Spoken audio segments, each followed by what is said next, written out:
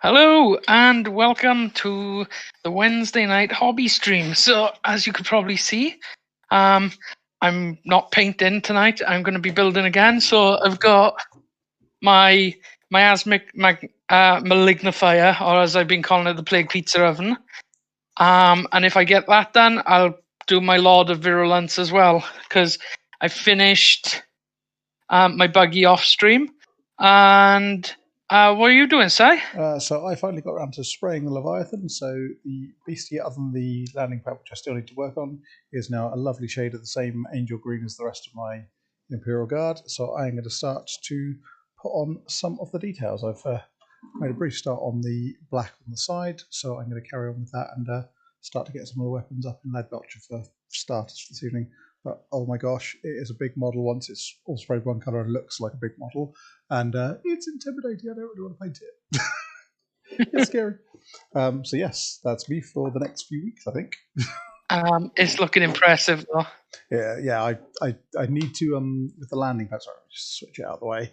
I need to work out a way of getting these sides nicely covered, and I'm a bit scared to be trying to get the plastic card to line up nicely. So I'm procrastinating and not doing that until I've got steady hands and I've my big boy pants on. But for now, I'm gonna leave that. And then just prior to us coming on, I was just having a quick play with the Iron Eagle gyrocopter. Now I mentioned before when we were on the resin on it has come out in quite a grainy fashion. So I have been painstakingly painting the whole model in liquid green stuff to try and bring it to a smoother finish before I respray it again and then bring it up to colour. So that's going to take me a little while to get all that nicely smoothed down to, because a little bit of granularity won't matter, but some of the lines were a bit deep when I actually stuck spray on it. So yeah, that's my next project. But tonight I paint. So instead of us trying to show you like blurry close-ups, we have actually worked out a way to do close-up cameras. So close-up handy cam, as you can see, using my phone, which, as you've probably seen in all the other videos, is usually on the desk anyway. So now we've got a close-up handy cam. So this is the Reaver that I picked up as one of the free models today from Warhammer. Kieran has sprayed it, and he's going to be painting it up as a blood angel for my other nephew. So that is what that's looking like with the spray job. So he might pop up once he's put some colours on to show off some more, and yeah, we could give you some good colours. He's always much better at the spraying than me. I lose so much detail when I'm spraying. Okay. Just a bit further away is the answer. Yeah, it's just because I can't tell whether or not it's coated or anything. So whilst I've got the handy cam, I have been doing bits of this whilst off stream as well. The squig off. So as you can see, I've put the jaw on now. I've done his teeth and his tusk. I've now covered everything. I've done some nice shades on the scales to make them pop a bit. The chains have been done. I know I started them. I've gone over and filled out gaps that I've missed whilst we on off the stream, and I've been doing the powder. I mean, fair play. He is looking really good. So yeah, I'm quite happy with how he's turning out. And then the Howdah, I'm putting, like, I originally primed it silver because I thought it's going to be some sort of silver, but now I've started to put colours on it of as if they've ripped them from tanks of people I've played. So the red is just because they're evil sons and red ones go faster, but because I painted the actual squig off red, I didn't want to make the whole Howdah red, so I've just picked out a couple of panels. Then I've got this yellow, which Kieran's using for the yellow on his Space Wolves.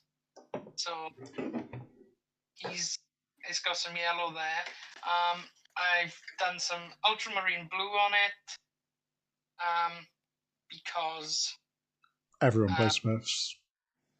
yeah, and apart from that GW seem to throw that as here's a paint for you to try, and so like I've got bottles of it and I've never cracked it open, so that's why that's there. And I picked up Grey Knight Steel earlier. Nice. Whilst I was picking up the free models from Kids Workshop, so that I can put some of that on there because that's what Kieran Jenkins plays, and then maybe some, I don't know. I've just been picking out different colours to make it look hodgepodge, and I'm gonna use some of the transfers that you get as well, because I've got transfers here that I've never used. Transfers are a really good idea if you're not up to freehand, and I'm definitely not up to freehand. Yeah, I'm going to be sticking some transfers on this beastie in a bit as well, but not today. What I was hoping to do with the transfers was kind of put them on and then scrape them up as if the orcs have tried to get rid of them. Nice, yep. And like in an awkward place, it's as if that's a piece of tank that we want. And yeah, so that's the plan with that. So I thought, now that we've got this camera that I can show off, that's what I'm going to do. I've still got some work to do on this guy, so I'm going to pick out some more panels to break up the silver a bit more, but he's looking pretty good. He is. I'll have to send you some angel green so you can get the squats on there. And then there we go. I'm going to knock off that close-up camera for now and get to building. So if we've got anything else to show you, I'll knock that back on, but it means that we can actually show you bits. And also, you might have already spotted it on my desk, but after last week and chatting about the the Citadel snips, I picked them up to finish off the truck. I picked them up from a shop in Swansea you might know of. So can't think where you might have got those. Gamers Emporium. Rip-off merchants there. Oh no, wait, that's me. Yeah. Is it conflict of interest if I sell you things while we're on stream? Who, me or no, me. Or is it just my usual bad mercenary? I will sell you anything self. No, I think it's fine. It's just that I tell you what, it's been nice having customers come back into the shop today. The last couple of days, in fact, because it really makes a difference being able to talk to people, and just handing over an order in a 2-second chat is not quite the same as properly saying hello to people and letting them wander around the store and choose the things they actually want. That's not gonna work. And that's it. I've been trying to make sure I'm buying stuff all the way through from like you and Simon in the comic shop, but it's awkward to try and work out what do I need. Yeah, sometimes it's just the inspiration of being in a real shop. People will sort of come in for a thing, but sort of see 3 things that they never even thought about, and they're like, "Oh yeah, no, actually, I really like the idea of that." And even if your website's brilliant, and ours isn't anywhere near brilliant, but it's functional, you don't get that same. Oh, I've just spotted that out of the corner of my eye, and or the shopkeeper's told me, sort of, "Oh, you like that? Here's a thing." And it's it's very difficult to get the same experience as real shops. But no, it's been greatly appreciated. All of the regulars coming in and picking stuff up while we've been unable to have people in store. But despite that support, you can see the difference almost immediately in the tills when the doors are open and people can get back out, because some people just don't get on with shopping online, or when they're forced to shop online, they will sort of go with the lowest price rather than anything else. And it's been really nice having people back, and quietly confident about the next few months. And that's it. Like, I'm not the biggest online shopper because, like, I like to support. Well, I like to come into the shop and go into the comic shop. So, like, I'm not the best at doing the online stuff. Yeah, it's not the same. I've just noticed that Mahusive model here, and I've started with the heavy stubbers. Like, why not a battle cannon? Why not something that will make more of a dent? But yeah, no, apparently heavy stubbers was where my head was at. So I guess I'll be working on the firing deck tonight and maybe take the detail down further on another time. Does mean I can fix this bit of yellow where I haven't quite sprayed some of Alad's painting because I was a bit of a naughty and took apart one of the old store scenery pieces that Alad had painted for me when he was first getting into painting, and there's some interesting bits of yellow on it where he'd painted a bridge 4 different colours, and that's what became the stands for the landing pad. But yes, I can still see some of his paint job through some of my undercoating, so clearly didn't get into all the gaps just by there.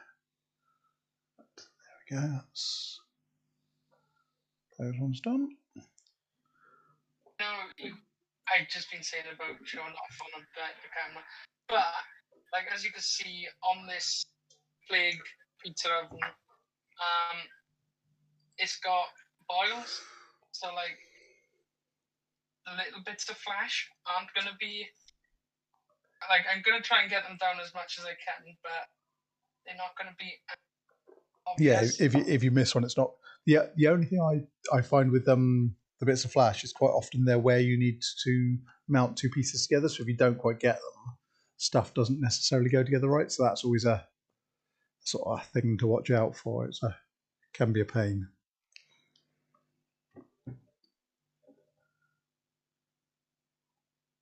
Yeah, it seems to be. Well, getting much closer than what Yeah, I do like those Citadel sniffers. I still mourn my customer broken store ones. I'm on the Warlords hobby toolset ones at the moment because that was what we had as a store set in Carmarthen, and obviously since Carmarthen's shut, then all of their stuff has come back to us in Swansea. So I've borrowed those for mine at the moment. I just realised I'm not on stream as I'm whittling in a way connection points. I've cut it off the sprue. Yeah, I honestly thought, it's priced that much because it's got Citadel's name on it. Yeah, no, they are surprisingly good. I mean, despite a bit of a tendency for Games Workshop stuff to sometimes be more expensive than other similar things, that the tools are definitely worth every penny. The quality on them is awesome. I'm painting all these details in here, and it occurs to me that 90% of the time the landing pad's going to be on top of it and you're never going to see them. It's like, I'm still going to do it, but and I'm going to do because you not there, so well, it's yes and no, because I mean some of the other big things like the Mastodon, I just glued it closed so you'd never see it, and I could probably just as easily get away with doing that with this, but yeah, part of me goes, no, this one I'm going to want to take things off and put in the inside. I'll come back to that and put some black on in a minute for a keypad. And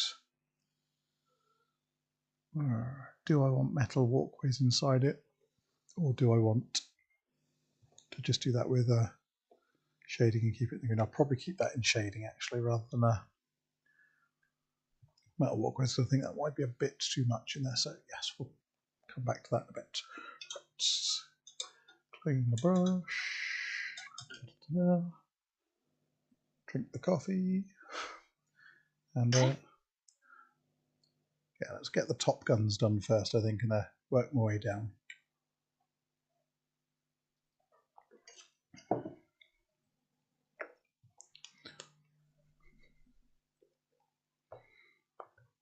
So next up for me then is going to be the top heavy bolter turrets. Now these things aren't strictly canon for the way the Leviathan's designed, but I had the old Wall of Martyrs standalone turret pieces that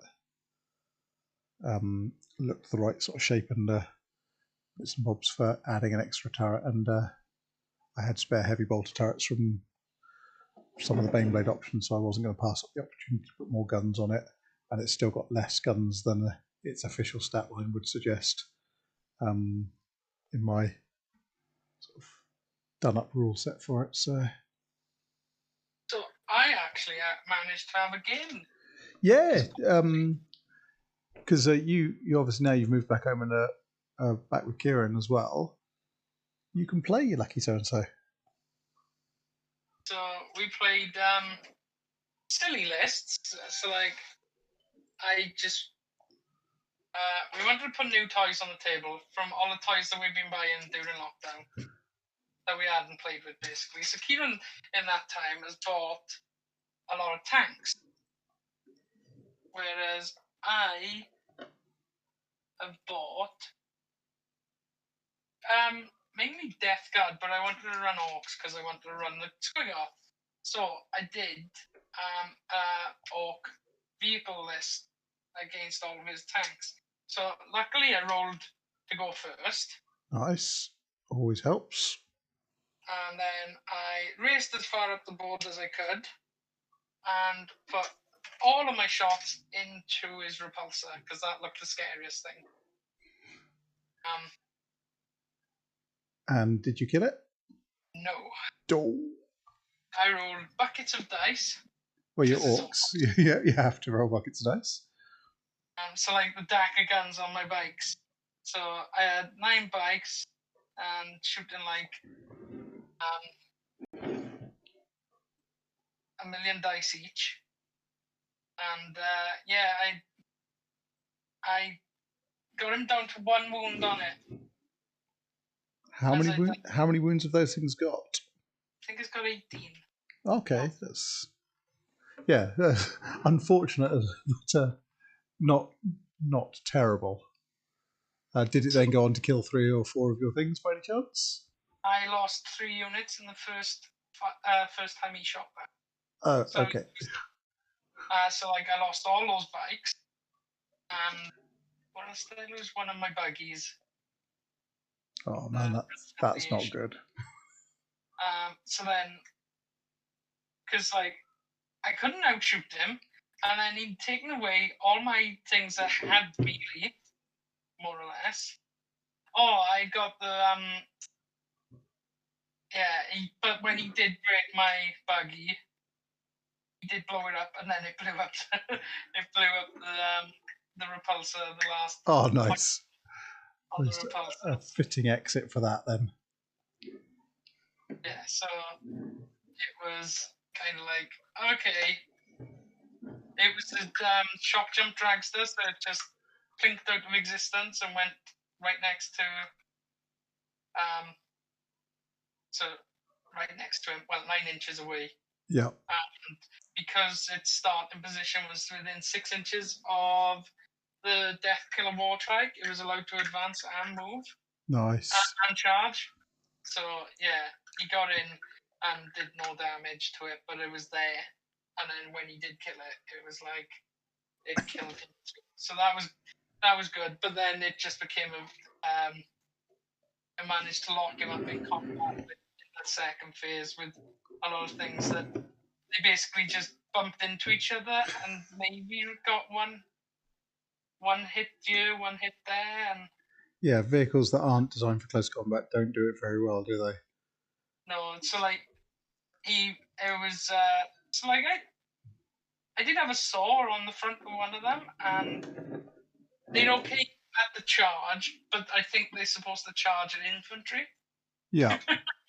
not whirlwind or predators and stuff like that. So, yeah, it didn't exactly set the world on fire. That combat didn't. Oops. But so like, yeah, it was fun though. We got down to a point where I technically had more points on the table, but it was like no way I was going to beat them. Yeah. It wasn't good. It was just going to be long and drawn out. Did the Squiggoth survive? Oh no. Oh. And it failed a 6-inch charge, including a here we go reroll. Oops, that's classic new model syndrome. And if it had made, and that kind of like, that was the turning point for like him annihilating like most of the rest of my army then, because it would have locked up his Leviathan. Is it the Leviathan? The new Dreadnought is painted. Yeah, Leviathan Dreadnought that he's painted. So like, it would have locked that up. And that is quite a daiquiri little beast, isn't it? Yeah. And instead, it then took out 2 more things. So, because it's got horrible guns. Any Space Marine gun's a horrible gun to me.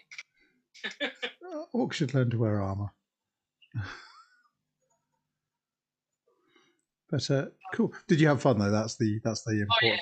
There we go. It was fun, and that's it. That was it. I think that's why I don't mind, like, when we get to that point where, you know what, technically I could probably grind out a win here. Let's just call it a draw. Yeah. Because it was more about having a fun game. Throwing some dice, yelling "wah," and generally cracking on with it. I'm looking forward to, I just noticed a bit. No, that's right. I can put it back in. Found a bit that I haven't undercoated because I've left some of the turrets still mobile. I normally tend to glue them in place because otherwise they just wear out and break. And completely non-undercoated bit hiding under here. So make sure when I do glue that, I glue it so it doesn't show. Going back that way. You haven't thought about teaching Eyelid during? No, he's only 7th lesson. He'd probably enjoy it, but attention span for this sort of stuff is probably not quite there yet. I keep toying with the idea of because there's a couple of Lego War Games rule sets, Brick Wars, and I can't remember what the other one is. Mobile Frame Zero set. And I sort of toy with the idea of, because he's quite into his Lego, of having a go with some of those. But having had a look at them, they're War Games rule sets for grown-ups, but using Lego, or certainly older kids. They're not really aimed at the younger kids. So no, I figure let him be a kid for a bit longer. When he's got a bit more patience for that sort of thing, then we'll get him into it. He's interested enough in the models, and he likes to sort of paint his own bits and bobs, but it's sort of short for his starts. That said, he has been cracking on with the board game side of things recently. So he's gone from sort of finding app versions of board games on our phones and trying to play those when he's got hold of the phone, to wanting to try them physically. So we've, of all things, been playing Monopoly. And I know everyone hates Monopoly, but it's actually fun if you're playing it with kids and just letting them learn how it all works and things like that. So that's been quite nice. Again, we don't get through a full game because you can only... Does anyone ever play a full game of Monopoly? Well, the thing is, if you're playing it properly, by the rules, not house rules, not giving people second chance and not crushing them when they go bankrupt, then games don't actually last that long. But This proper nurgly now. I dropped it on the floor. Oh, and we've got a spam bot in the thing. How do I ban that one?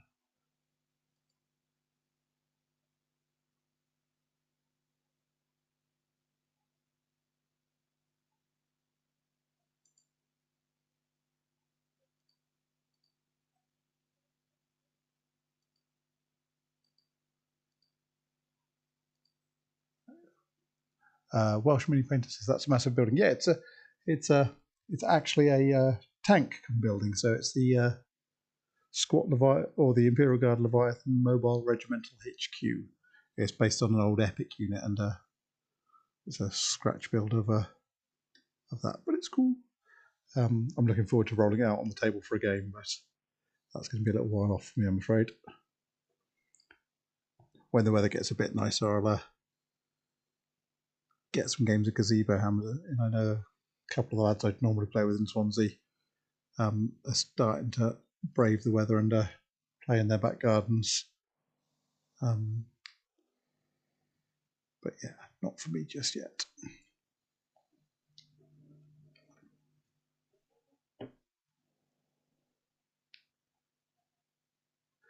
Do you think, Ricky, that it's a sign of our success on Twitch that we're now starting to get spam bots invading the stream to tell us to buy followers?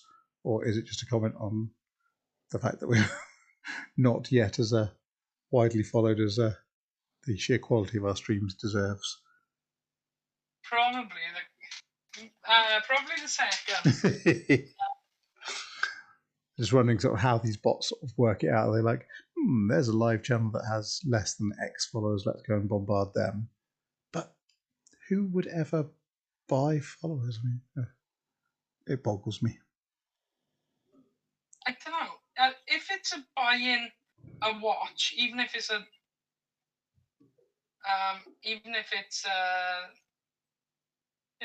no one there. Yeah. Because you've got to get up to X amount to become an affiliate, and then X amount to become part. It could be something that it's for that kind of reasons. Yeah, I suppose. But I don't know. You'd have to be making a certain amount of or expect to make a certain amount of ad money as an affiliate. I could never see that, other than the fact it's dishonest. I just can't see that it would ever break even. So, yeah. But you know. Yeah. I think most streamers are a bit younger than us. Yeah, there's that.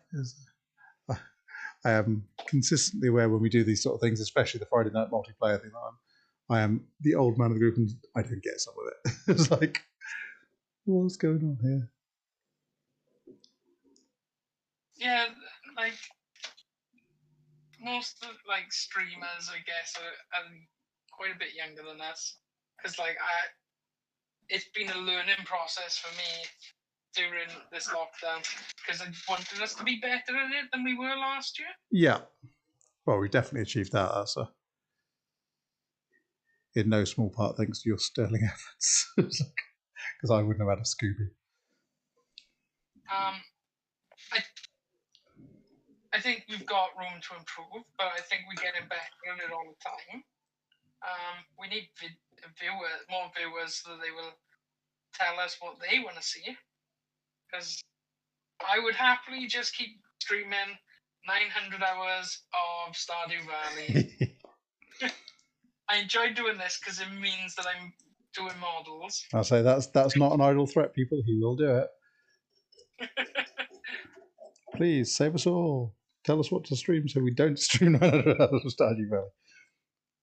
And I enjoy doing this because, for all of the thing of I'm going to do all of my painting and everything.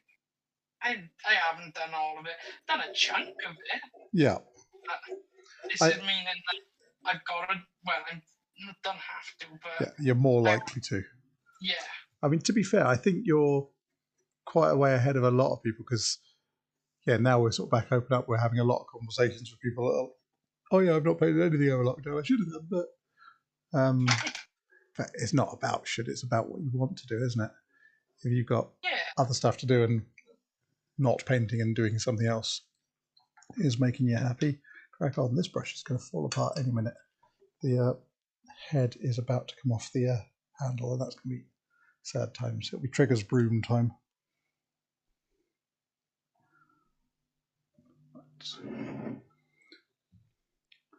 Tremor cannon next.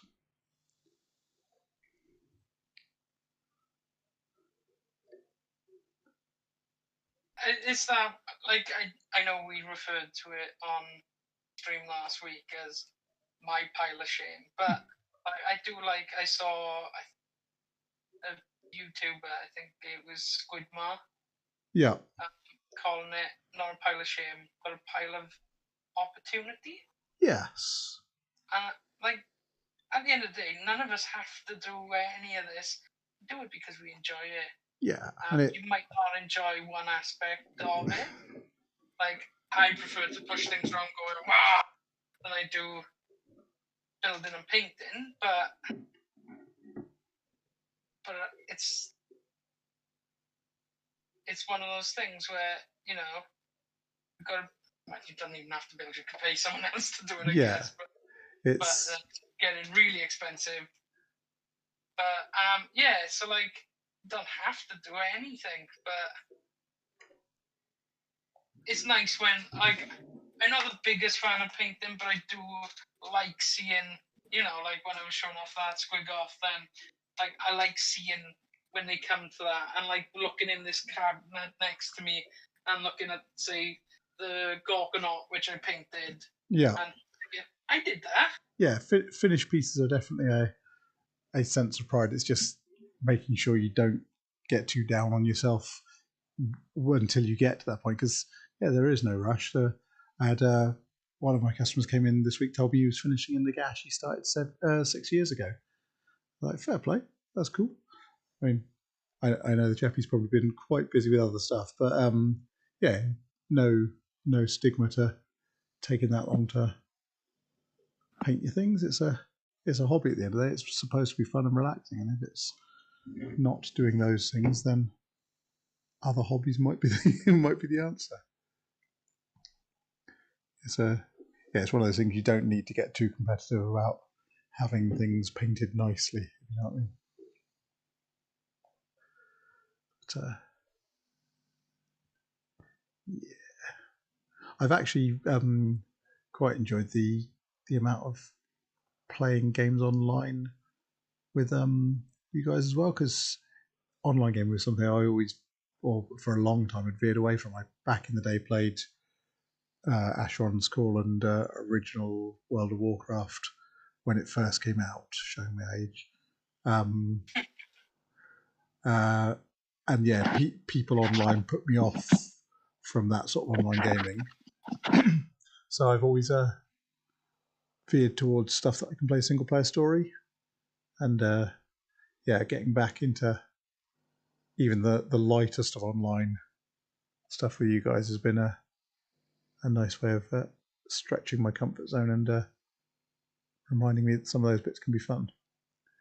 Luckily, I have a very understanding wife who also has her own hobbies, because otherwise I'd be in trouble with the amount of gaming and on-stream time we're getting through at the moment. I know, and like I'm well aware of it's nuts, because like I'm working here as well, and then I'm streaming here. I'm probably at this desk, well, not in this room for 22 hours a day. Yeah, and at times that great. But like I'm like you, I didn't even do the online gaming that you're on about. Yeah. I maybe dabbled with a bit of COD at one point, but I'm not a great first-person shooter person. Oh, so no, like, I mean, but really back in the day, we used to play Doom over a LAN in the house, because my old man was a computer engineer, so we always had a couple of PCs kicking about the house that he was preparing for work or sort of testing things on. So yeah, we were sort of quite lucky to be sort of early adopters of some of that stuff. But it's the difference between doing it with friends and doing it with randoms, and the sort of the point to get to that. For me, multiplayer was going around a mate's house and playing FIFA. Yeah, yeah, absolutely. That sort of stuff. Far How, up my street. and if you were in someone else's house, having to deal with the third-party controller. But so like, yeah, I didn't have a computer at home until I went to college, and that was because of my assignments had to be done on a computer. And for the first year I was in college, I had to stay behind and go to the Flexi, as it was called then, flexible learning centre. So like the to Like use computing hub, yeah. to do my assignments. And at 16, that wasn't something I wanted to do. Yes. I wanted to play football and because like I was an outdoor kid as well. That's the other thing. I was like, you look at me now and like, yeah, I wouldn't think it, but I was an outdoor kid. I liked sports. I liked geeky things, but sports, playing like pool, even if it was like indoor sports like pool and snooker, but football, rugby. I played cricket. I didn't like cricket. But it was what was played in the summer. Like never played for a team, but like Yeah. me and my friends would play Street games or yeah. I never particularly liked cricket, but it was just that thing of go on in. And I especially hated sorry, carry on. I hated fielding, that's all I was gonna say.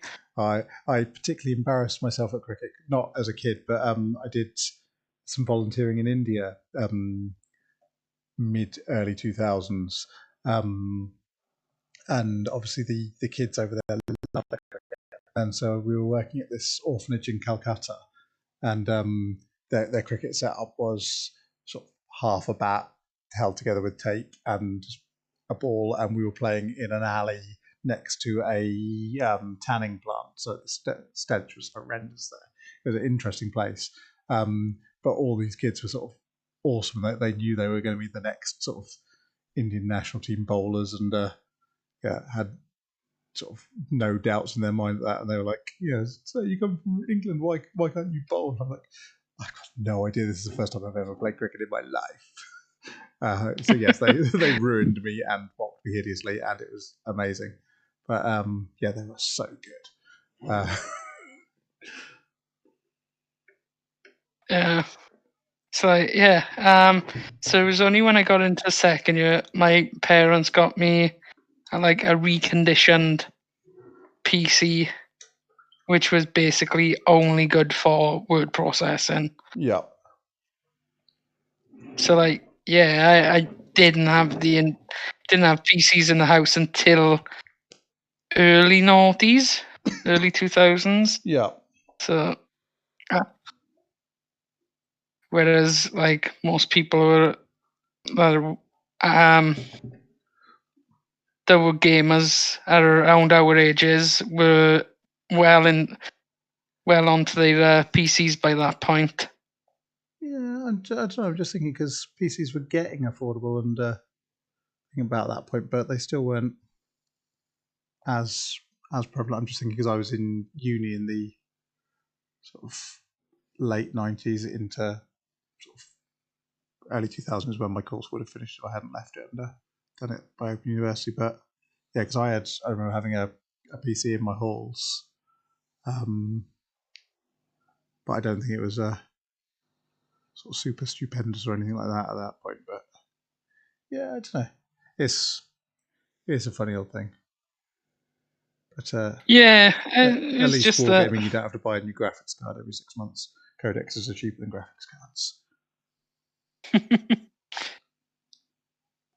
So like, yeah, online gaming for me didn't really start until PS3.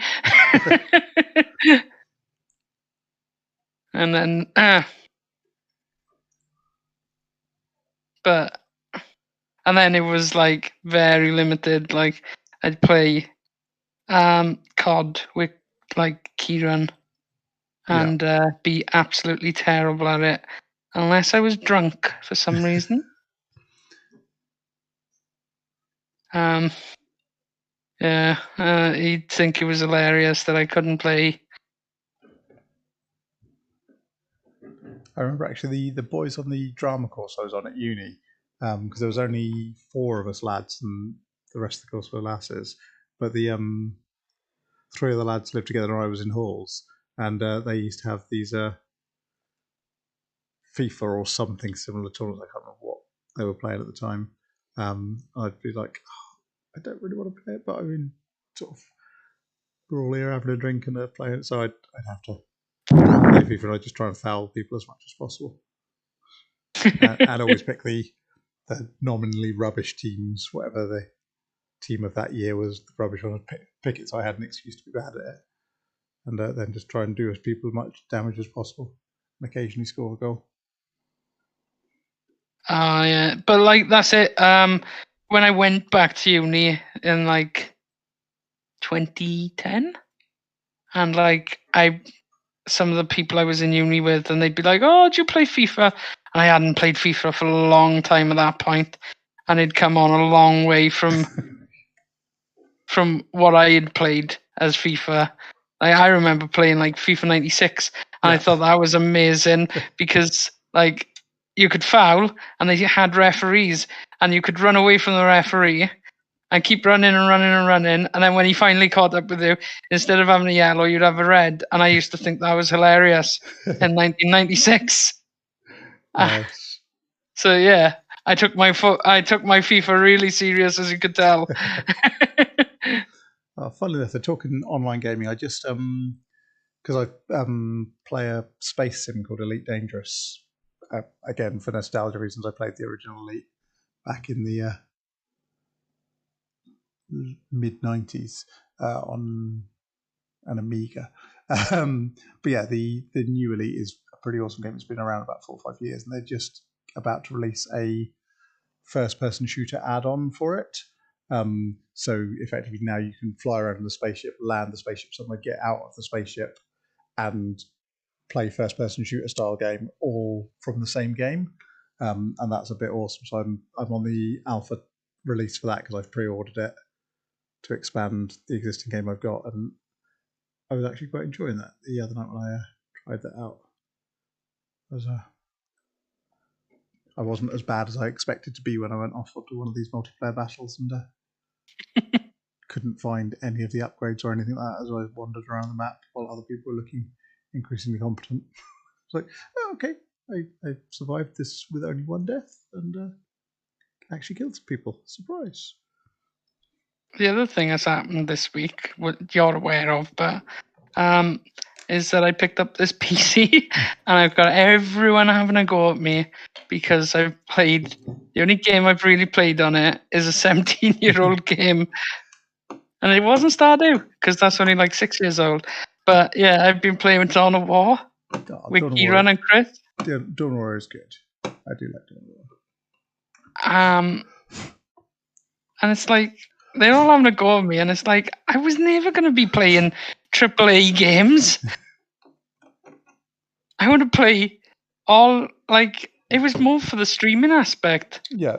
Like, I mean, it's nice because, again, my laptop, my work laptop died, so I ended up having to get a new laptop about 6 months ago, and I went for a gaming spec laptop in the end because it was on X Display and sale, and I thought, do you know what? Why not? And it's been nice sort of to have that extra beef and to be able to play some games that that I wouldn't necessarily have been able to play otherwise. Because Elite was one of those that I really wanted it. I got it with my old machine, and my old machine would barely run it, and I sort of played it for a bit, and then sort of gave up because I couldn't. It wouldn't quite run as well as it needed to, and yeah, going back to it and playing it on a good machine has been quite nice. Yeah, so we should be seeing a bit more stuff on our stream. I know I owe bloody Becky a game of Phasmophobia. She was not happy that I was playing Dawn of War last night because I blew her off so that I could play Dawn of War with Kieran and Chris. Oops. And yeah, so I've got to play Phasmophobia on stream at some point.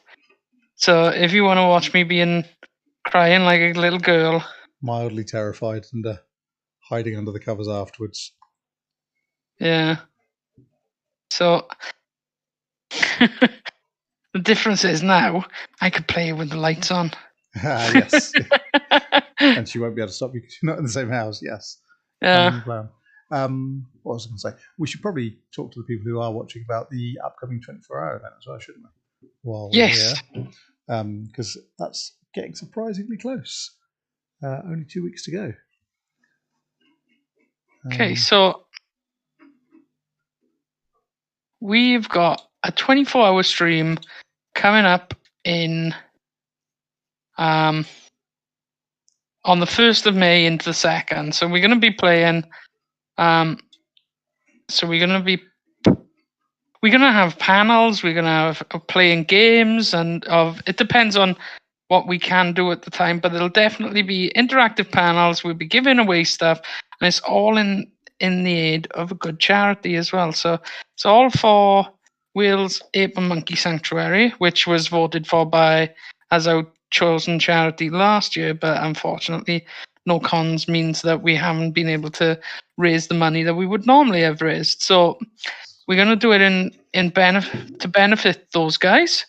And I'm going to drop the link into the chat now. So we're going to be recording the stream probably from the upstairs of the shop so we can sufficiently socially distance it amongst the 2 or 3 people, because when we ran the mini virtual events last year, we only had 3 of us on site, and it worked quite well being able to keep us all apart, masked and things like that, with sufficient space. So if we're able to work out a way of playing a game socially distanced, then we might even have a Warhammer game or a Kill Team game or something on stream. If not, we'll probably get some hobbying in as well. So for those of you that are tuning in specifically for the hobby aspect of that, rather than just to listen to me and Ricky waffle, there will definitely be some hobby side of things. This is basically a visual podcast, isn't it? It is. It is a podcast with painting background. Yeah. So, and on top of everything, I've got a pile of goodies to give away here as well. So we've had some board games donated to us. We've got some cards that we haven't given away, and we got some Lego coming from Denmark. You heard it here first. Not going to say what it is, but we got some Lego coming from Denmark to give away, and we're going to give that away for we're going to give it away live on stream every £100 wasn't it? We're going to give something away. So, if you keep an eye on the GoFundMe, obviously you're welcome to donate beforehand if you want to, but on the day, for each £100 off the target we hit, actually we could do it retroactively, couldn't we? So if we've hit hundreds of pounds before we even start, then that'll just give us 2 or 3 giveaways for the start of the event. But yeah, we'll work out exactly. I'll check the GoFundMe up. We'll work out exactly the method by which we'll be selecting winners for that. But it'll be nice to do, and obviously, while it'd be nice to have the company, you don't have to watch the whole thing. You can tune in and out as your schedule. But it's mandatory that you watch between 12 midnight and I don't know, whatever time. But yeah, so I've dropped it in. We've had £15 already, so there we are. Happy days. But yeah, we've got panel-wise a couple of our convention guests from last year, so Chris Hadley and Howard Ingham covering things on the role-playing side, and they're actually going to be talking about the politics of race in Warhammer, which is somewhat relevant to this chat as well. So Chris is one of the writers for Cubicle 7, I think, at the moment, so has been doing some of the Warhammer and Age of Sigmar role-playing games, so he is a good chap to listen to. And Howard is a Swansea-based author who deals in both role-playing games and has written for things like Vampire the Masquerade, and a million other things, as well as his own systems, Chariot, and I can't remember the name of it, MSG. So we stopped both of those for a while, although I haven't had them in for a little bit because we've been lacked in our reprints. But yeah, so they give a good talk. Last year, Howard's given good panels at the previous physical events we've had, so well worth a watch, that one. Yeah, Howard's talks are always really fascinating.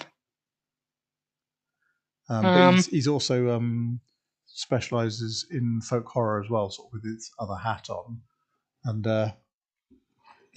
knows a good bit about that. So if you follow Room 207 Press, which is his company and blogging thing, he does a lot of interesting stuff about horror films and folk horror, and some academic-y type things to do with that as well, which is all very interesting, although makes me squick slightly. You're not going to see that. You're not going to see that. And then trying to think, we're gonna have some comic. We finalising like aspects of the comic stuff that we'll have, but we're gonna have some comic guests. You might have been seeing the stuff we've been doing on a Monday evening, which hopefully I think is some of the better stuff that we're putting out. Yeah, so good quality interviews and some nice chats with industry figures.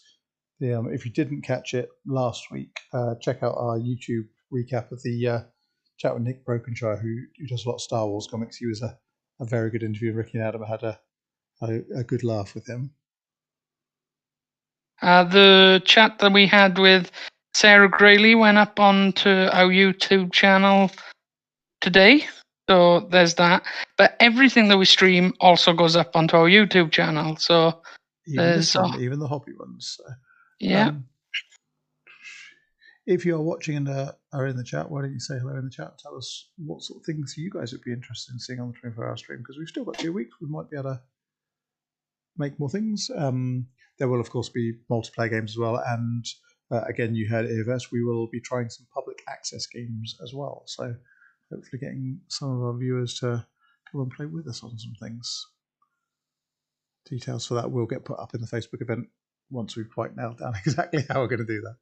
But it's definitely on the planning. Yeah. I think it's going to be kind of like Among Us, that sort of thing. Yeah, and whoever gets into the stream first or something. Yeah, I guess. Probably makes the most sense. There we go. We've dropped our YouTube channel link in there as well now. So you are fully in the know social media wise. How's the building coming, Ricky? It's coming all right. Bit slower than I thought it was going to be, but yeah, you were sort of. Oh, I'm trying to give you the focus, and I'm in the recording system rather than there. Cool. Yeah, it's looking pretty. So yeah, I know there's another piece to it, like was the box done yet? So you've got this bit. Yeah. And then this is a separate bit. So pizza oven as well. Yeah. So so much for two halves and stick it together. Which was the hope, that's what I was hoping it.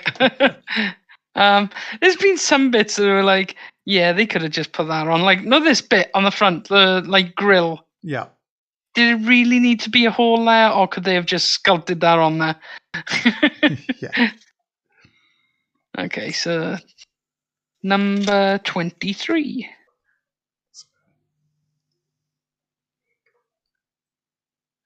And I've got a surprising amount of silver on this already, which is quite nice. And technically, I think that means I could put it on the table in the tournament because I've got 3 colours. I've got black, silver, and green. Not all in the right places, not all completed yet, but hey, it counts as a painted miniature, right? Yep.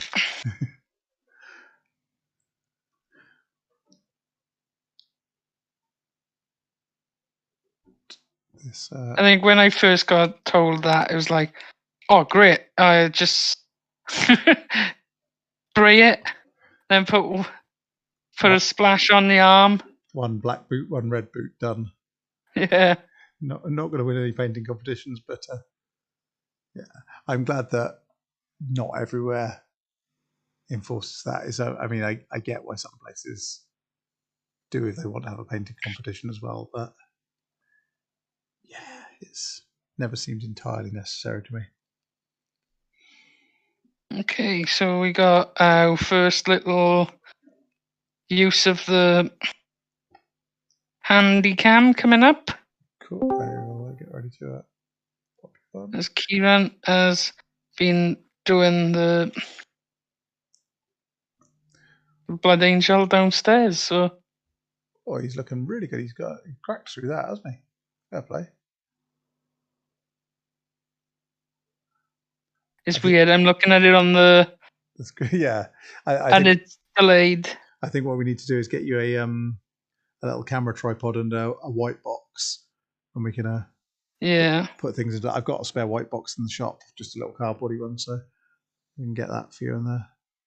There you go. Find a cheap tripod and we can get that set up. What we'll have to test actually is if we can wire my phone up the same way so I can do detail cam this end, but that's a thing for another time when we're not on stream. We're going to try and get this focused on this bloody head. That's it. Oh, nearly. That's it. There we go. Because the face is looking pretty good. He's looking good there. He is. Good job doing. So, and that's the other thing we want this to be is that oh, I didn't disconnect. I just locked my phone. Is a community thing. So yeah, if any of you in the chat want to maybe come on and chat and paint with us one evening, we could certainly have a guest painter on, and if someone fancies coming on and paint along, we could explore that sort of thing. Or if you're a bit camera shy, just instead maybe post up some pictures of what you're painting at the moment in our Discord server chat, because we do like to see them and make up. That's my cue to post something, isn't it? We need my boo doesn't make a good so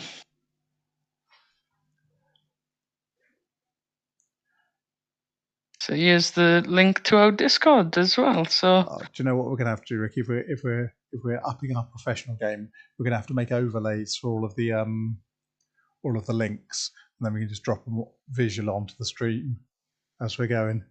And maybe have someone moderate to do that, so that I don't have to so stop doing what I'm doing. Yeah.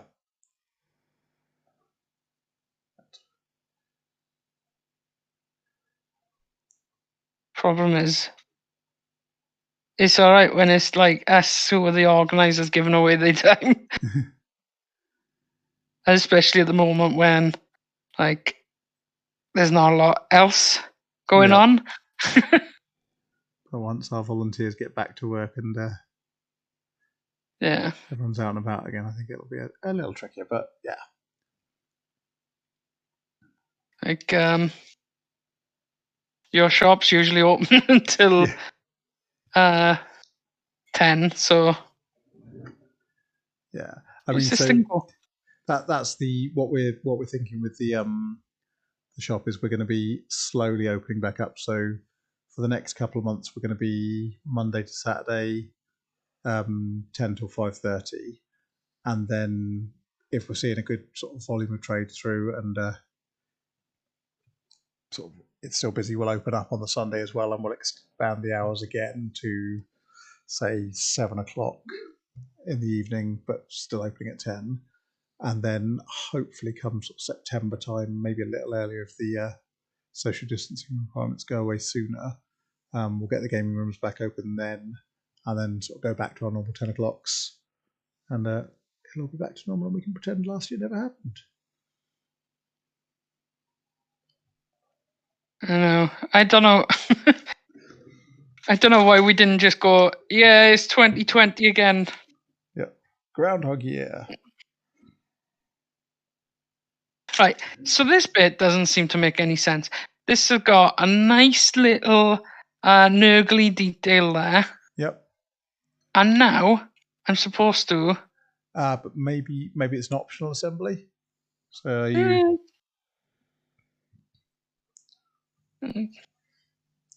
Yeah. I don't know. I don't know. Yeah, it does seem. I guess leave it off for a bit. See if you like the look of it without it.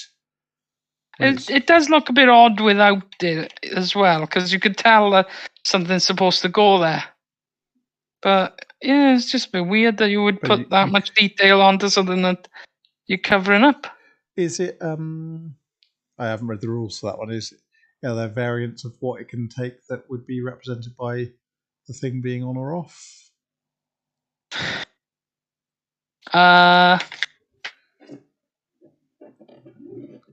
That's always worth a check. Is when it's got options, which options do you think you'll use most for the way you build it, or are you going to magnetize it? I'm not quite 100% on these new things. So 7 plus wounds. It's got a ballistic skill of 6, 7 attacks, I think. The problem with what's the fist? Yeah, that's going to be attacks. The problem with that is it's going to have it's not going to have the war gear options in that. It'll only be in your codex. Yeah. Because it's just a fortification, though. I think it's just basically it's got a flamer to protect itself, I think. Yeah. But other than that, I don't think it's got anything else. I was just sort of spitballing as to what the why they went to all the effort of sculpting in some nice little details and then covering them up. I'm going to leave it off for now, just because it seems as if when that's there, it's going to give me less hand room to. Yeah, that makes sense. Fiddle by there. So I'm going to leave it off for now.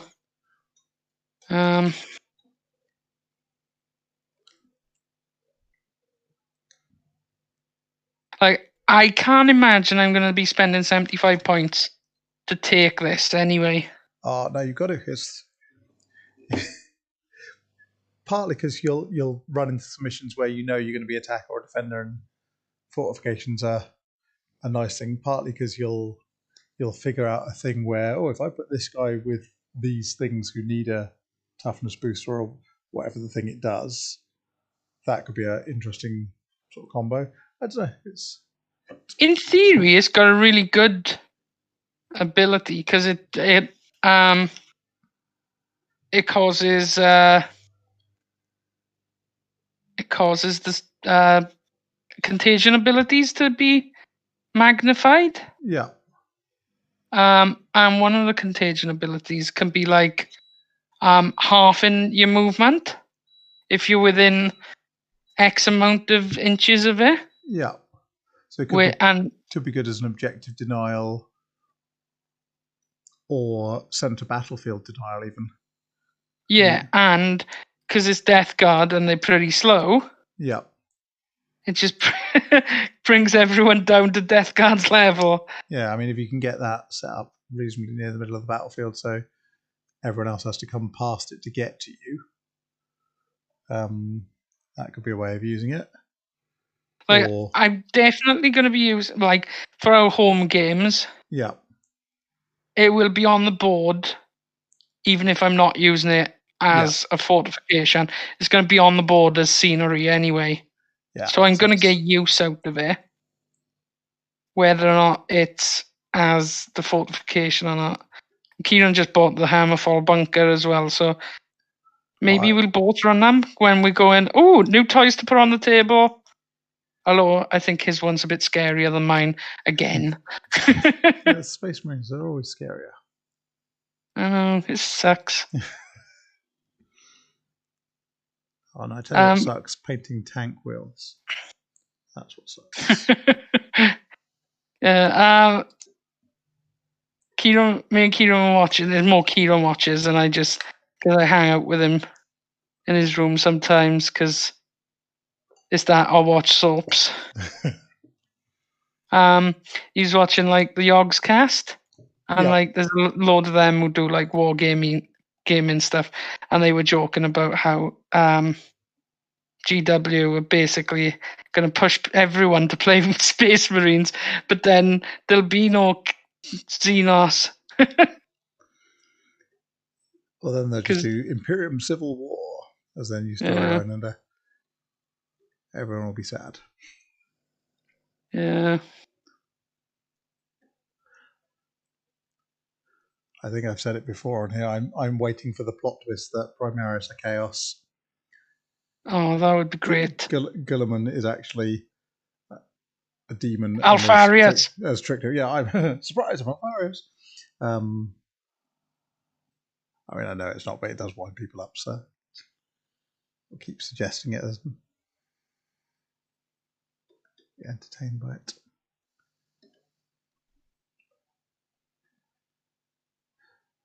So it makes sense that he's Chaos. That's why you can just jump back up when you kill him. Yeah, that's fair. He's disgustingly resilient.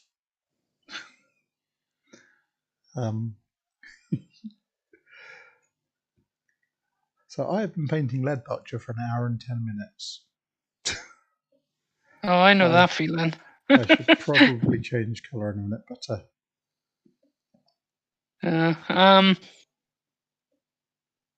either that or we should decide what time we're calling it this eve. We don't seem to have many talking in the chat tonight, so yeah. So yeah, we've only got like one person watching, have we? And is that you? It's not me. I forgot to turn my phone on today, so it's not me today. So there is actually someone watching. Genuine watcher. Say hello, watcher in the chat. And I was like, no, I'm shy. I won't do it.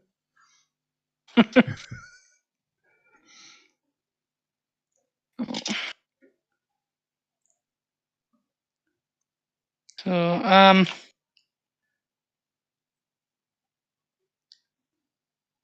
yeah, no. Since I've got OBS set up properly, I've not needed to put the phone on while I'm watching this because I've now worked out how to do the chat commands and moderate chat from within OBS.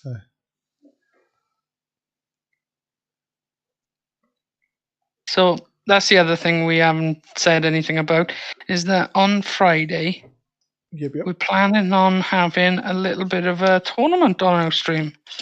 So it's the release day of Keyforge Dark Tidings, which is the delayed 4th set in the fifth, is it? Wow. Yeah. It was. We had one in lockdown and no one got to play with. Mass mutation came and went. Yeah.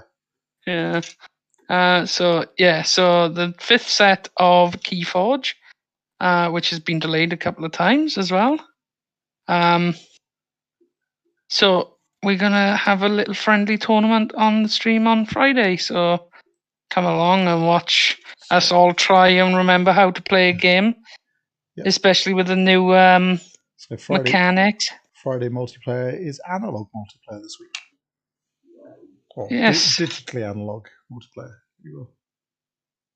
Yeah, so it should be fun.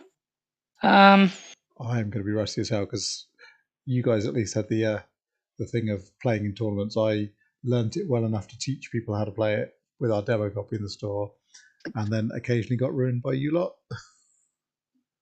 Oh, don't worry, we're going to play it as a sealed anyway, so we'll have to keep a deck each back from wherever we pick up on Friday to open on the stream, and then we will just play it straight out of the box.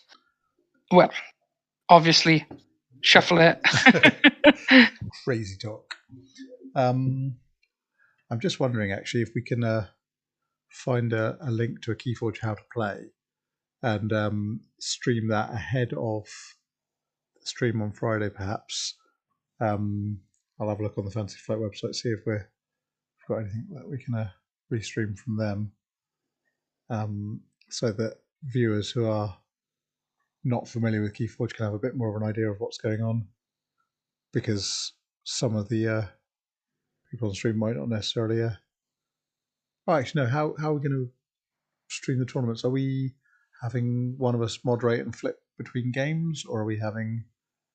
I'm not sure, because like that was That the would only work, thing that I would work in was. the Discord. Yeah, that would be ideal, I guess. But at the same time, we need someone to moderate that and stream it. Yeah, I mean, if we can get 4 other players, the thing, I'll quite happily do that bit of it instead. Okay, so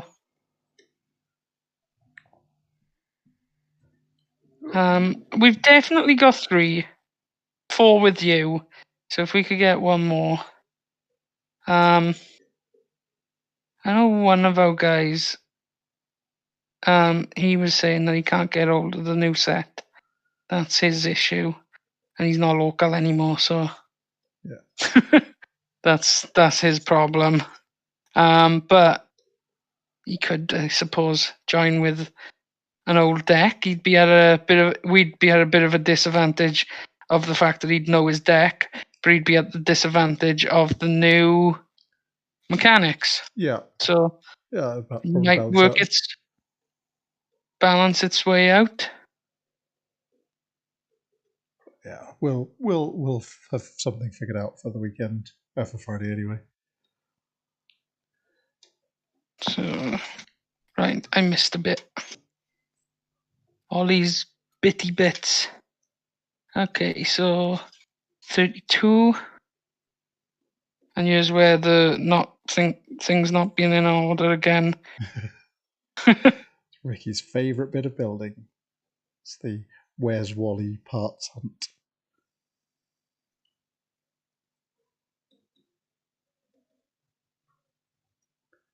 $32. Well, that's also I've got Keyforge Matte that I've been using on all of our streams. So, well, this is the second one I've used. I had the Bulwark one for a while, and then I realised, hang on, that's one I won, and I'm using it to paint on. Stop that. So I swapped to one of the ones I bought.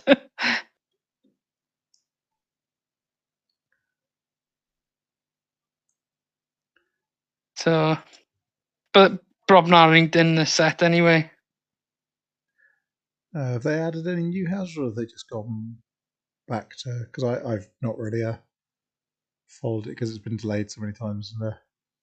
There's a new house in it. There's a water house. So this are going. Cool. So Brobnar went, I think, in the last one.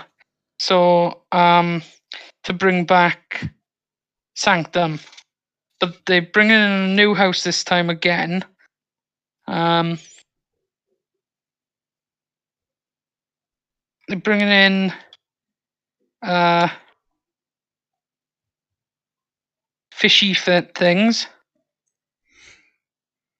Squidward Yeah. comes to play. They're bringing in fishy things and getting rid of demons. So this will disappear in this set, which is a shame. They're disappearing.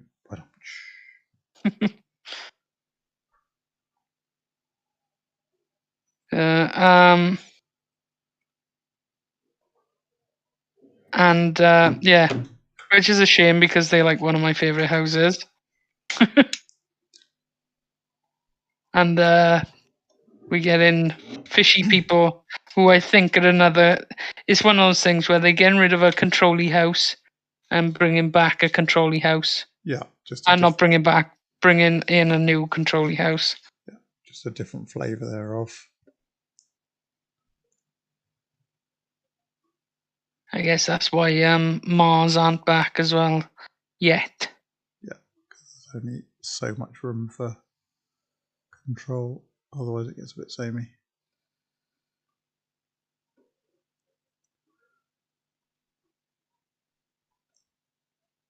Uh, 30, 29, 27, and 30. See, it makes no sense. Okay, it doesn't appear to be on there. Hunt on the second sprue. Or start 29. Hey.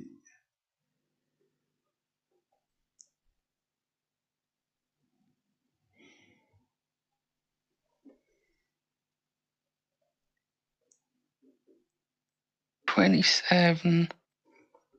$27 is there.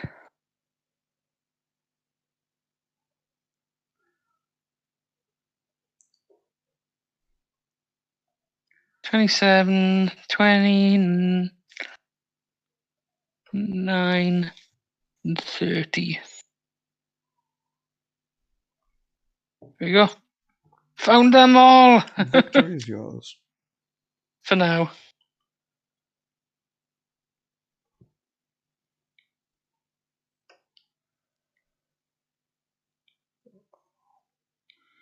Slowly getting there with the Leadbelcher. I keep finding things that should be metal. Yes. And then once I got all the, I don't know why I don't use more metal colours, but Leadbelcher seems such a good 40k metal colour, if you know what I mean. So I always tend to end up doing a lot of my guns in it, most of my vehicle metal parts, and other bits and bobs, and then It's the null oil of. yeah, null oil of metals. I've got some greedy gold for the engine shrine and things like that at the back as well. But yeah, I think I am basically on Leadbelcher for this entire stream. And I might try and get some of the black done between times, so I'm not painting all black the following week. I know. That's it, isn't it? With some of this stuff, is just like.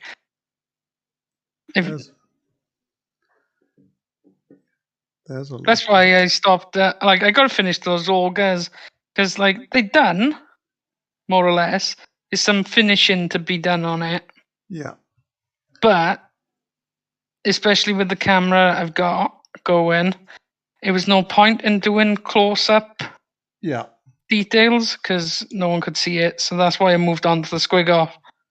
So, so I'm gonna just end up with loads of pieces that I've got 95% complete. Yeah.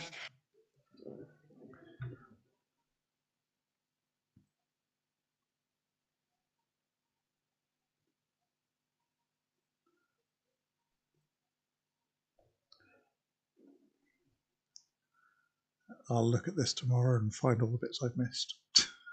Oh, it's just the way, though, isn't it?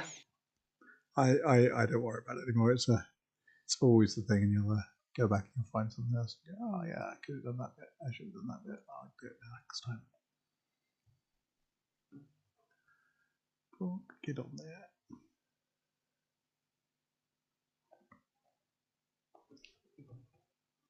Like, I love seeing things, no, like by people like Miles. Yeah. But I do look at it and think, oh, how have you got the patience to do that? I think as well with some people, especially once they've sort of spent a while getting good at painting, is it doesn't take them as long to do the things that would take us an age to do. So something that sort of seems like it might take a load of patience to someone who has the feel for it, I guess they can appear to slap paint on, but get it on exactly where they're intending to go and move on to the next bit far quicker. Whereas we're sort of like, oh, do I do that bit? Do I do that bit? In the same way, I guess, that if you or I built a brick wall, it would probably take us a ton of time to do, but you give an experienced brickie it, and they have it up while we were still laying the first course.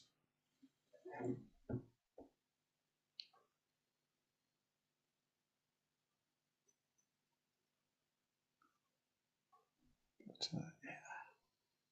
Coco, what are you doing down there? The co-host's on, is she? Yeah, she's hanging around by my feet. I think she wants me to put her up on the bed.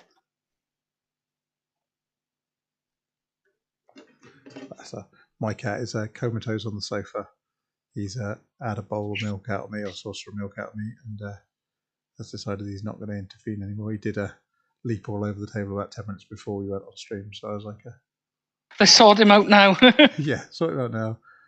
And I hope he sits quiet for the rest of the time. I was getting ready to curse him, actually, because he was, a cat scent mark everything with their faces. And so this is mine now, this is mine now. He was doing that to the Leviathan.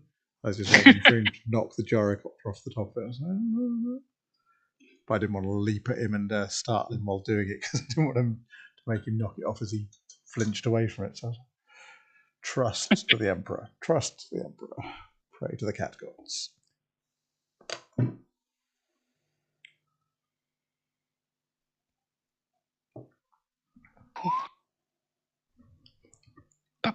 Hello, we've gained another viewer since there, so hello to whoever just joined the stream.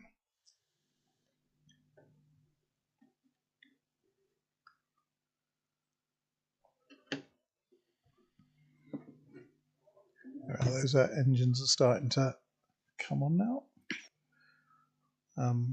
Yeah, that's slowly. Boom! I couldn't work out how to get this thing in, and then it just clipped in perfectly, and now I know I'm not going to be able to do it again.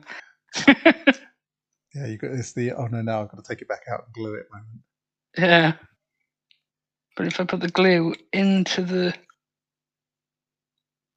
little grooves, it means that I'm not just spreading glue all over the model.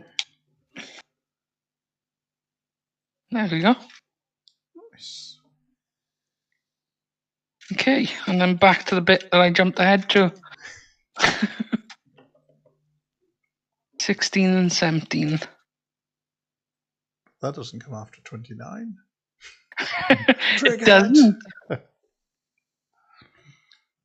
I'm resisting the urge to paint the wheels underneath the tracks, if you know what I mean, because literally you're never going to see that unless you pick the model up and turn it upside down, which you're not going to do. The inner wheels, I'm like, I know I should paint them, but I really don't want to. So I think they're gonna get a skip.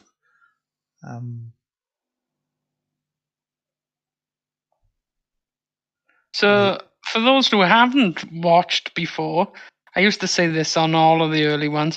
I'm not a pro painter or builder. I'm just doing it for fun.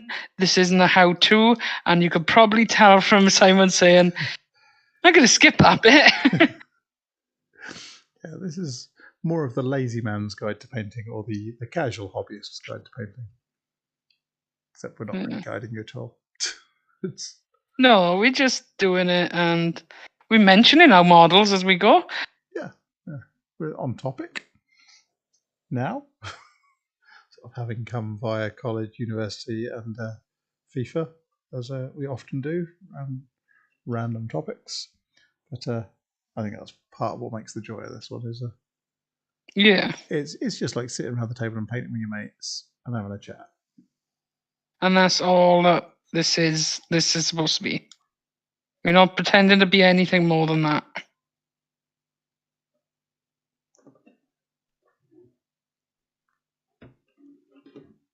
But we would like to see your stuff, so drop it into the Discord if you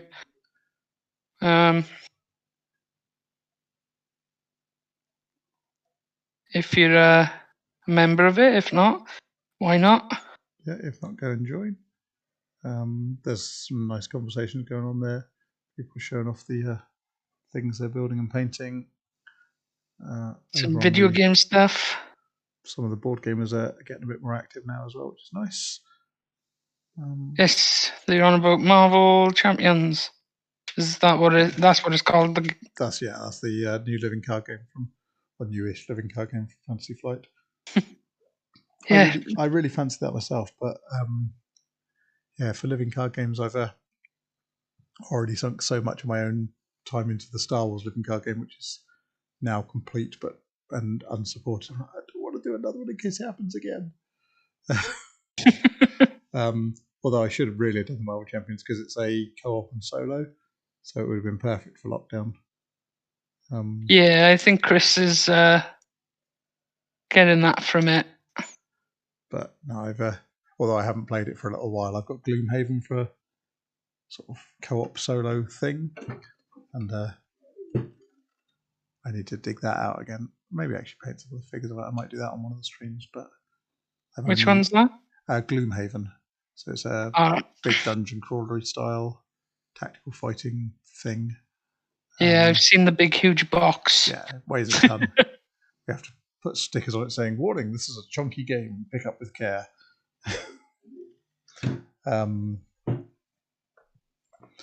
But yeah, it's a good fun one, but it's quite unforgiving.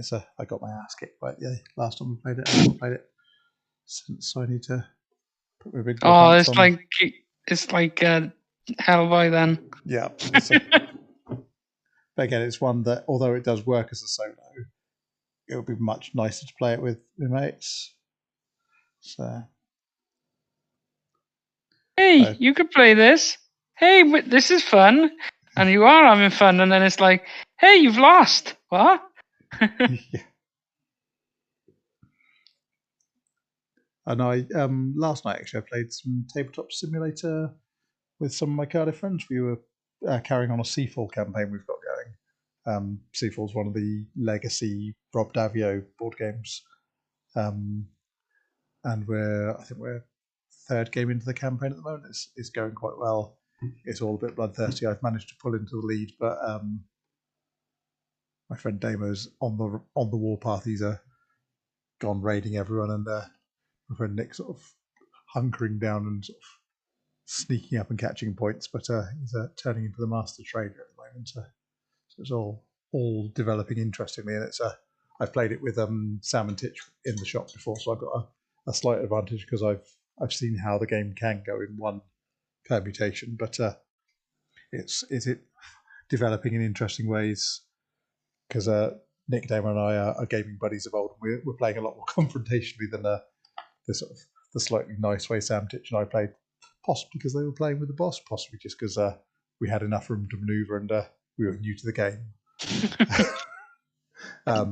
So yes, it's all going to kick off shortly, and I managed to talk Damo into attacking and raiding Nick, which ultimately is likely to end up with Damo winning this mission. We had to abandon 3/4 of the way through the game because he had connection problems at the end. But yeah, I just sort of regretted afterwards having talked him into it. I was like, oh no, that got him 5 victory points. Damn it! Why do they?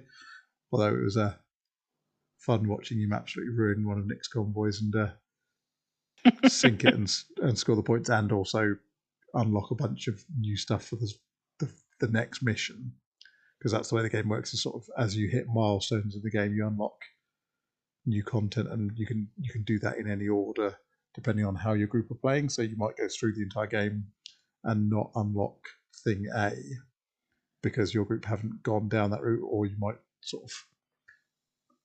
Oh, I nearly brushing my drink then, more as a. Or you might sort of go through and unlock everything before by the time you reach the end of it. It's interesting how it plays differently each time.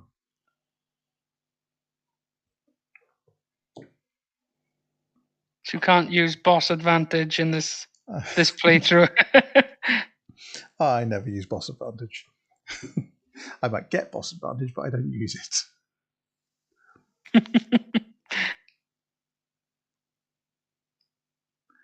So I certainly didn't have boss advantage when we played Betrayal at House on the Hill Legacy.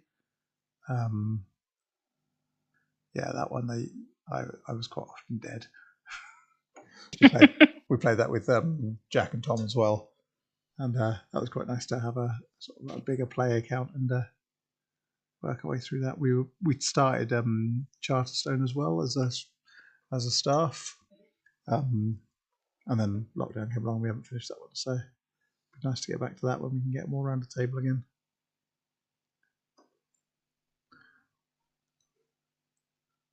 Because while we can all be in the same building for work, we're we're not swinging the lead and playing games as well. No, it's that. And board games are a bit hard to play at 2 meter separation. Yeah, it's like that small window when you were allowed to open. It was great to get a game in. I played one game when you were in that small window in, was it November, October? Yeah, it was November when Welsh Government suddenly went, oh yeah, you can have 15 people indoors for events. Well, they've got to set 2 meters apart. Go. And it was nice to be in the store and play in, but at the same time there was so many rules we had to follow to keep and like open. We understood that's whilst we were playing. It was just that thing of, okay, so if you touch a piece of scenery, tell us because we got to isolate it. So we basically played around the scenery rather than, you know what, I could do with that cover. Yeah, my orcs have got t-shirts to save, so when it's not your turn, stand 2 foot back from the table. Yeah, it wasn't ideal. I've just noticed I haven't stuck on any of the tow hooks. Do I want tow hooks on a mobile fortress? Probably not.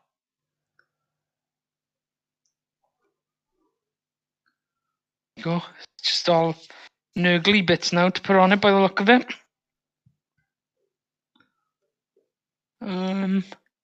37, 38.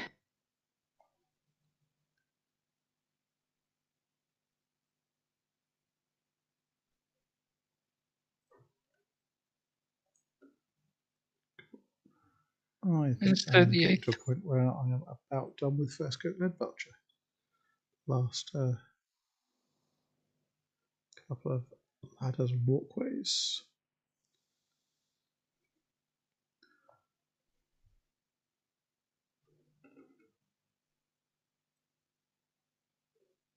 When we do the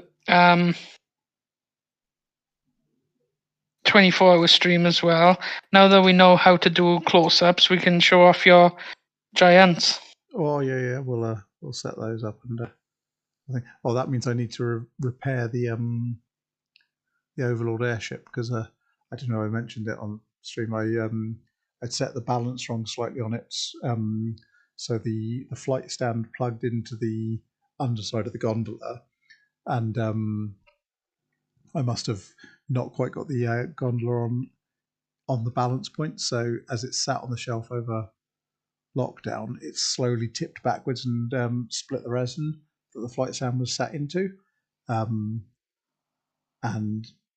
yeah, so I need to remount a flight stand into the base of it and also fix a hole that I poked in the top of the envelope because it's only treated paper, the balloon.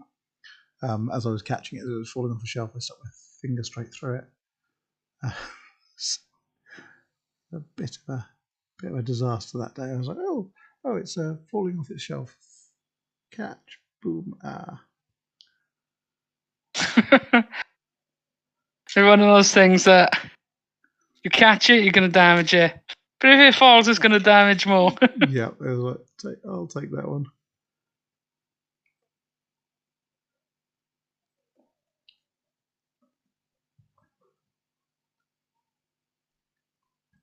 I suppose if we're going to be, I'm not going to get them done in 2 weeks, but I was thinking if we're going to be showing off the big things, I've got another night that I'm planning to add to the household as well.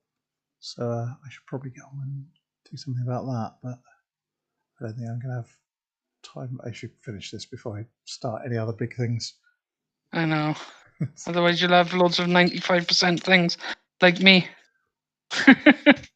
I've still got 3 units of Terminators in Tartarus armor that I've from when I built all the Burning of Prospero sets for my battle company, and they've had their first coat of my armor in grey, and I've then sat there and done nothing since. Should probably do something with those. Right, I'm going to call it done for this eve because I can feel that usual back cramp coming over. I've sat still for too long. But yeah, he's started to take shape. He's certainly looking more like a. I think now he's got his secondary weapon systems all base coated. I missed the back of that one, so I'll do that. And this looks pretty good at the moment. That's So certainly looking like it does on the box. Your progress good. So it's got like bits to go on here that are very cosmetic-y. So I'm happy to do them off stream. I'll check up a photo when they're done. Yeah, so it's looking alright. I think the other bit is actually Easter egg style. I suppose you could is it the same bit that connects in two different places? So it's like the same assembly used twice. Well, no, the other bit. The bit with the random detail. You're saying about the bit that the detail gets covered up. All right, yeah. Is that bit the same assembly as in the separate oven? And it's just they've cast the same bit twice for the two different things. So in one bit you'll see the detail, in one bit you won't.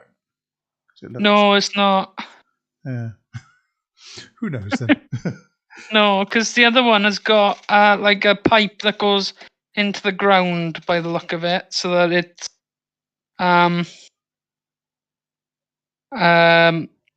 so like it's pumping something from the ground in and supporting itself so that it stays upright, I guess. Yeah. That's why I think the other reason why I don't think be able to use it much as a fortification. Yeah. Is because they both got that's got to be put down as well. And I think it makes it really, really difficult to deploy because it's got such a big footprint between that and the other bit, which means that with the rules that it's not allowed to be within 3 inches of other scenery or something. Yeah, it could be tricky to actually get it on the table. Actually deploy it. Because if I got to deploy it in my zone, yeah, it's pretty useless for 75 points. Yeah, and if you're deploying it elsewhere, then I suppose if you get a long end to long end game, you've got a big enough zone to put it into then. But yeah, tricky. Cool. So we should probably do the wrap up and say goodbye to our viewers and next week. So that's been the hobby stream. I hope you've enjoyed and keep coming back. Tomorrow Sam's not doing Magic the Gathering, but we've got a fill-in stream from Kieran's gonna jump on and do some gaming. I'm not sure what he's playing yet, but yeah, so tune in for that. And then Friday, the group game, as we said earlier, is going to be a Keyforge tournament, probably about 4 players. So just kind of how to play and a little tournament because the new set is out. So come and join us on stream then. Saturday is Stardew Valley and Pokemon, as usual. And then Sunday is usually a day off, but I promised Becky that I'd play Phasmophobia. So I'm probably going to try and squeeze that in there. So we got a full few days coming up for you guys. So make sure to like, subscribe, share, and do all of the business. Thank you. Bye. Thank you for watching. Goodbye.